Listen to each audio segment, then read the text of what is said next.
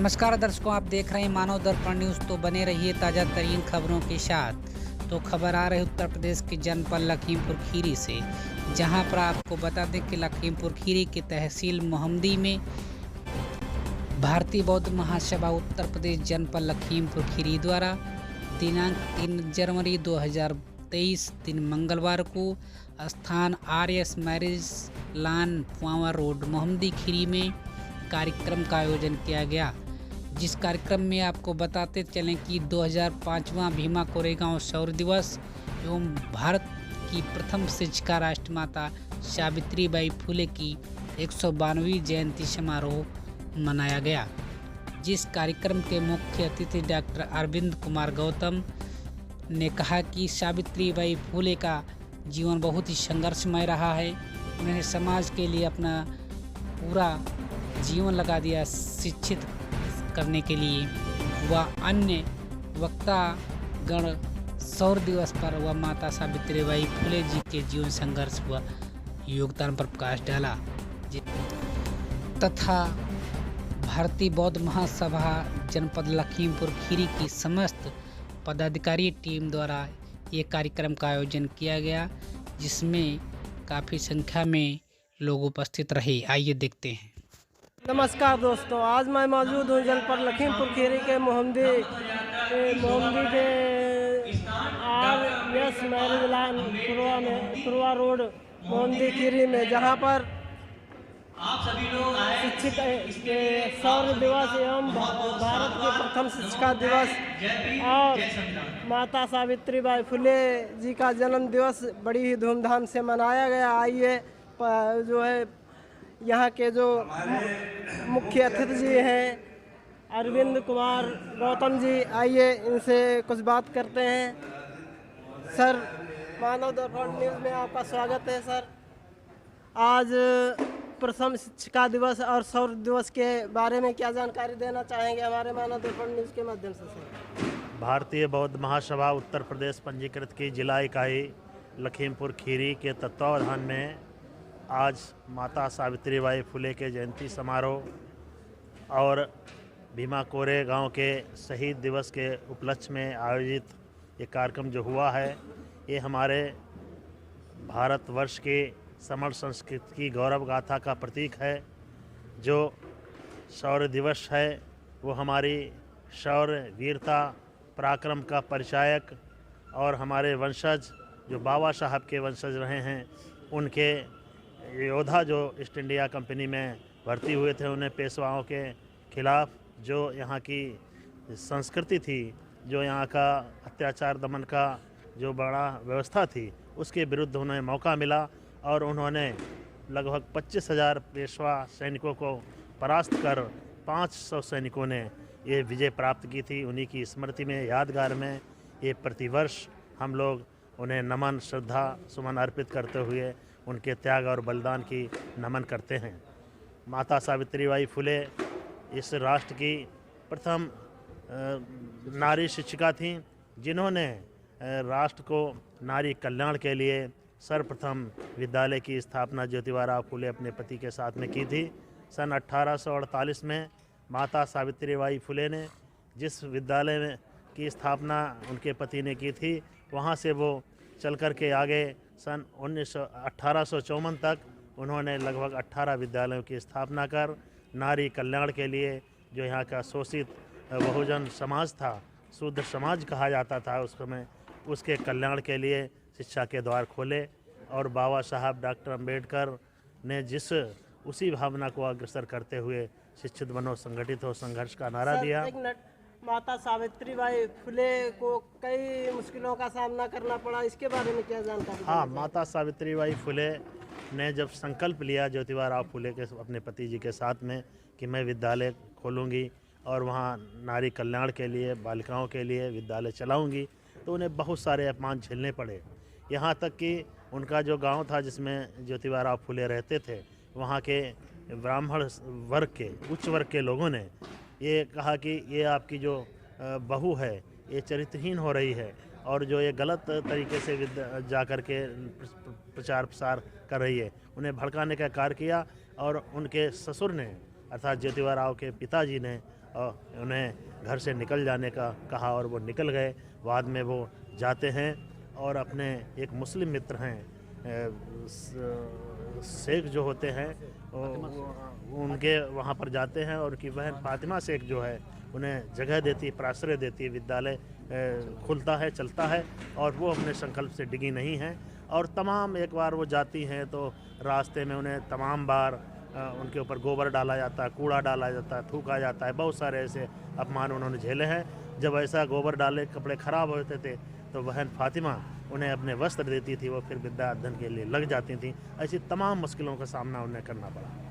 और सर जो शौर्य दिवस है, इन दिवस में कई हमारे महापुरुष बलि चढ़ गए। इन महापुरुषों के बारे में क्या जानकारी देना चाहेंगे? ये महापुरुष जो भी मैंने पहले ही बोला है कि ईस्ट इंडिया कंपनी जो थी वो अंग्रेज़ों के यहाँ पर शासन था और उसके पक्ष में ये जो महार सैनिक जो लोग थे उसमें भर्ती हुए थे और जो पेशवा सैनिक थे उनके विरुद्ध उन्होंने शोषण दमन के खिलाफ उन्हें एक सरकारी तौर से लड़ने का मौका मिला और उन्होंने उस जो शौर्यवीरता का जो परिचय दिया उससे उन्होंने उस बात को मन में रखा जो सामाजिक विषमता विद्रूपता है लोगों में, उसका भी अंदर से मन में भरा हुआ भाव था। उसका बदला लेने के लिए ये कहिए और बल्कि अपने अधिकारों की रक्षा के लिए उन्होंने अपने को बलिदान किया और इसके साथ ही साथ में उन्हें के नाको चनचवाए और वो स्वतंत्र हुए। ये यहाँ पर जो ईस्ट इंडिया कंपनी के जो वो थे हेड, उन्होंने उन्हें बड़ा ही सराहा और उन्हें विजय स्तंभ के रूप में उनको आज भी अमर कर दिया है। और ऐसे अविस्मरणीय अमरता देने वाले उन सैनिकों को भी हम सभी लोग नतमस्तक होते हैं। सर एक और जानकारी लेना चाहेंगे, हमारे जो बहुजन समाज है इसमें कई संगठन हैं, लेकिन जो है हमारा सत्ता क्यों नहीं आ रहा है, इसके बारे में सर क्या जानकारी देना चाहेंगे? सर देखिए, बहुजन समाज बहुत बड़ा समाज है। यदि ये जिस दिन संगठित हो गया तो सत्ता क्या सब कुछ प्राप्त कर लेगा। क्योंकि हम सब लोग जो विभिन्न संगठनों को चला रहे हैं उनका उद्देश्य तो लगभग कहने के लिए हम बाबा साहब और तथागत भगवान बुद्ध के सद्मार्ग पर चलने का संकल्प लेते हैं। मैं जहाँ तक समझता हूँ कि कृतित्व और जो व्यक्तित्व है, जो करनी और कथनी है, उसमें थोड़ी सी कहीं न कहीं कोई न कोई कमी या कोई न कोई अदूरदर्शिता कहीं पर आ जाती है, जिस कारण कहीं पर वर्चस्व को लेकर के, कहीं पर आपसी मतभेद मनभेद को लेकर के कुछ एकता स्थापित होने में बाधक है। लेकिन हम लोग आशान्वित हैं। भारतीय बौद्ध महासभा चूँकि धम्म के प्रसार जगत शास्त्रा के बहुजन हिताय बहुजन सुखाय लोकानुकंपाय की भावना को लेकर के अग्रसर है, तो हम मैत्री के बल पर इन सारे संगठनों को एकत्रित करेंगे और एकत्रित करते हुए जो धम्म का प्रभाव है हम सभी के, जब हम धम्म के प्रभाव में हो तो सारी चीज़ें आगे पीछे चल लेंगी।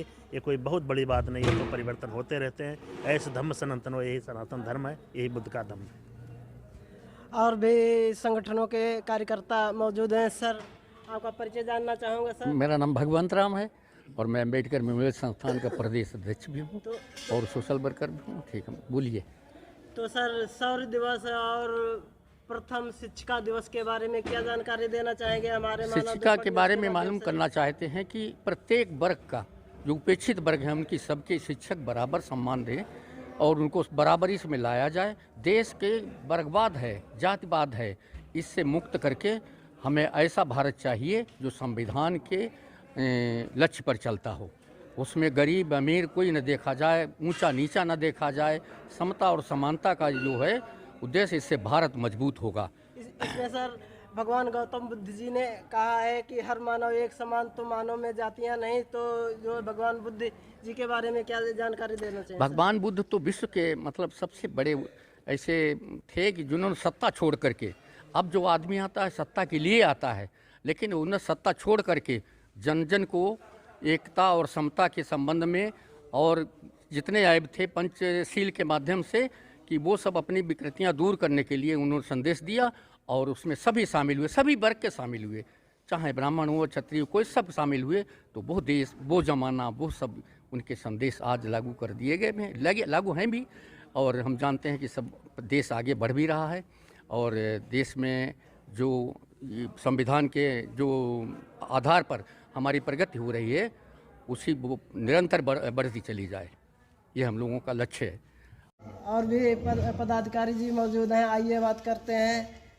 सर जो है सर जो सौर दिवस और शिक्षिका दिवस के बारे में क्या जानकारी देना चाहेंगे? सौर दिवस में अभी हमारे विद्वान वक्ताओं ने जो जानकारी दी उसमें ये देखिए कि 1689 से पूर्व छत्रपति शिवाजी महाराज जी का शासन पूरे महाराष्ट्र में था और उस समय वो मनुस्मृति को नहीं मानते थे शिवाजी महाराज, और मनुस्मृति को न मानना तो कहीं न कहीं जो पेशवाई व्यवस्था को ध्वस्त होना था। इसलिए पेशवाओं ने षड्यंत्र करके जो उनके पुत्र संभाजी महाराज शासन गद्दी पर बैठे।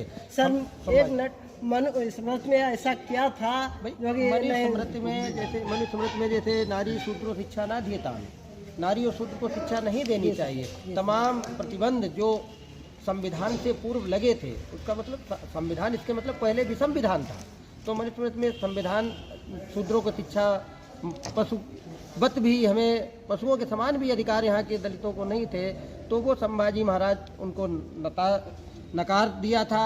इसलिए औरंगजेब से मिलकर के पेशवाओं ने उनकी 11 मार्च 1689 को हत्या करा दी। हत्या कराने के बाद उनके टुकड़े बिखरा दिए और ये कहा कि जो को अंतिम संस्कार करेगा उसका भी यश होगा। लेकिन गणपत पहलवान ने उन टुकड़ों के एकत्र करके उनको अंतिम संस्कार किया, लेकिन फिर गणपत पहलवान का भी पेशवाओं ने वही असर किया।